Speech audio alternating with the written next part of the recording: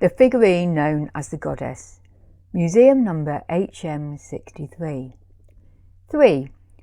Reproduction and reimagining. Given the elevated title of Goddess over votary, and that imitation is a form of flattery, we might expect this figurine to be more frequently reproduced. But her stately form has a much more limited presence in modern media, particularly in visual art. Her pose and silhouette are less theatrical.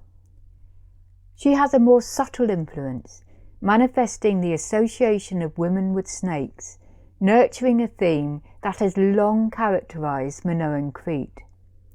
But her legacy was destined to be shrouded by her sister's shadow. Helga Bagge, the Danish artist who reconstructed the two figurines, also created replicas, which have themselves become historic artefacts. The Ashmolean Museum acquired his replicas and displays them in their permanent exhibition. A status is noted on the information board, but a passing visitor would probably believe that this was an authentic Minoan antique rather than recent relic. It's easy to be fooled, even after Evans was, on occasion, duped by forgeries. One panel in the Ashmolean Museum explains how he was taken in by the boy god, a beautifully crafted fake. Today, three-dimensional copies of the Goddess are mass-produced, from careful museum reproductions to cheaper tourist souvenirs, life-size or miniature, and usually made of plaster. This commercial enterprise has developed a life of its own, an integral part of the tourist economy, as well as supporting cultural institutions.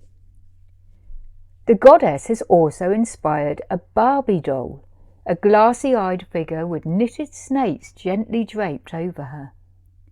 Far from them menacing, these snakes are cute. Her nipples are painted scarlet red, an odd addition for these famously sexless dolls, but the manipulated hourglass figure of the original suits the Barbie brand well. Women also perform the figurines as a kind of embodied epiphany.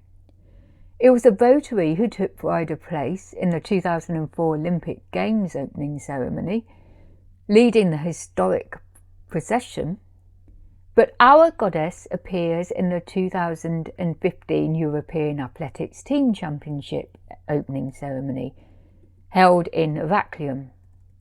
She holds the head of snakes in both hands, and they pose, jaws gaping to reveal a bright red mouth, shark's teeth, and a huge comedy fork tongue. Hybrid forms, or more nuanced references to the snake goddess concept, occur in the performative arts, such as opera, dance, and music, even if the physical form is not entirely the same. There are also pagan movements centred around the Minoan culture and its goddess. Two-dimensional images of the goddess appear on book covers or postcards. In Denise Levertov's 1968 poem, The Postcards, a Triptych, her ekphrastic style vividly brings to life the postcards of three artworks she has above her desk. Taking central place is the Minoan snake goddess, and the description is so meticulous that we realise that this image is not our goddess at all, but another fake, the ivory Boston goddess, which had also fooled Arthur Evans. Yet again, our much renovated original evades recognition, this time the indignity of being substituted by an inauthentic piece.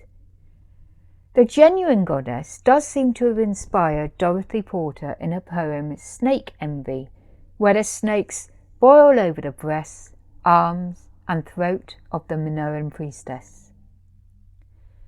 References to a snake goddess may in fact refer to the figurine archaeologists call the votary, such as Paul Klee's painting The Snake Goddess and Her Enemy from 1940. This is so abstract that a title is needed for establishing the link, but the two eyes, or breasts, seem to be set within raised arms, nodding to the votary. The snake crosses the body, and on the lower right, a crosshatched tank-like mechanism advances to penetrate the snake. The phallic nature of the enemy is unmistakable. This illustrates one of the most pervasive themes that the idea of the snake goddess has contributed towards: the male gaze and underlying physical threat to women. It also demonstrates how these figurines have inspired the imagination to create real sense and meaning in new forms.